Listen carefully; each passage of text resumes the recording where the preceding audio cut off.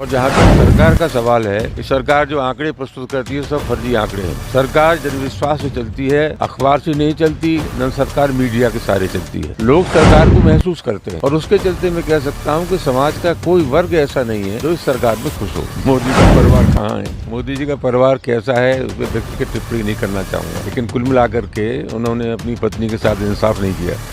Cycle चलेगी, गठबंधन चलेगा, जहाँ कांग्रेस के उम्मीदवार होंगे हम उनका समर्थन करेंगे, जहाँ हमारे उम्मीदवार हैं कांग्रेस पार्टी समर्थन करेगी।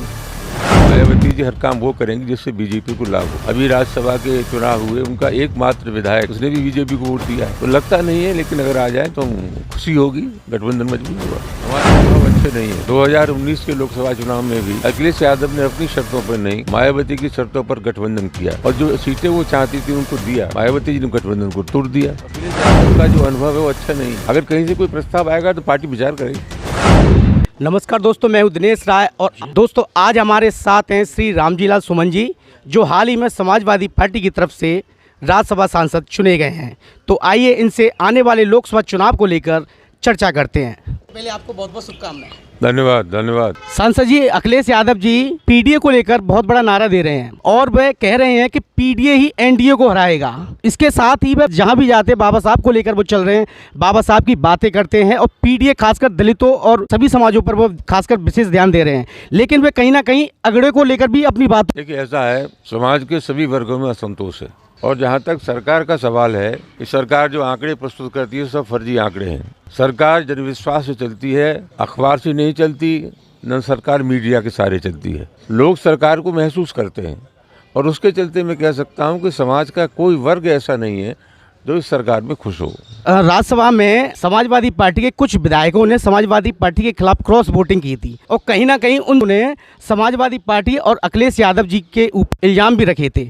उन्हें आप किस प्रकार परिभाषित करेंगे? देखिए, जिन लोगों ने पार्टी के खिलाफ वोट दिया है उसकी एक कानूनी प्रक्रिया है। पार्टी सबसे पहले जाएगी विधानसभा अध्यक्ष के पास कि इन्होंने पार्टी के व्हिप का उल्लंघन किया है। ये विधानसभा अध्यक्ष का दायित्व है कि उनके खिलाफ कार्रवाई करें।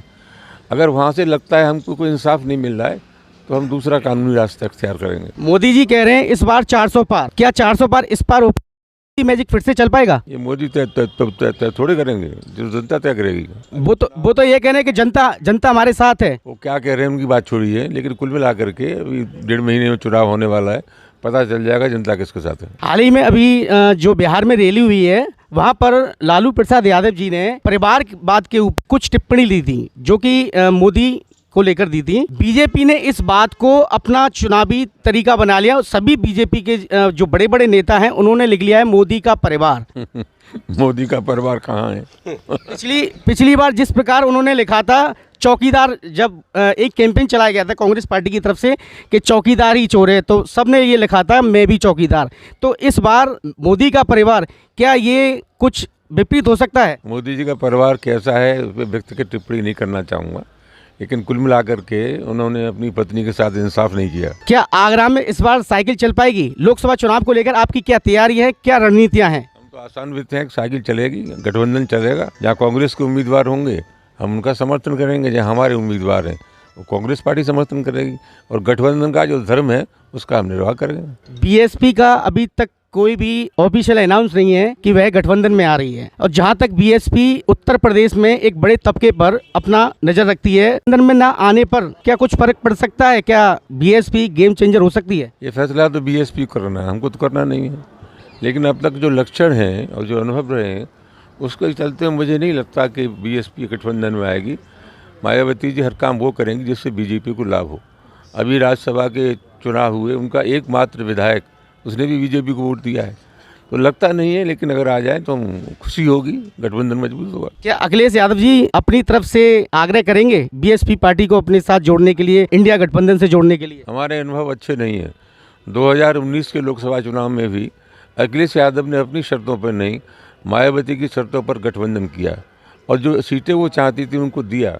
मायावती जी ने गठबंधन को तोड़ दिया। तो अखिलेश यादव का जो अनुभव है वो अच्छा नहीं है। अगर कहीं से कोई प्रस्ताव आएगा तो पार्टी विचार करेगी। अगर कांग्रेस पार्टी की तरफ से अगर ये प्रस्ताव आता है तो सीट शेयरिंग कैसे होगी? यह बहुत आगे की बात आप कर रहे हैं, वक्त आने दो, पहले क्या होता है देखेंगे, बाद में तय हो जाएगा। तो जी बहुत बहुत धन्यवाद हमारे चैनल से बात करने के लिए। Thank you.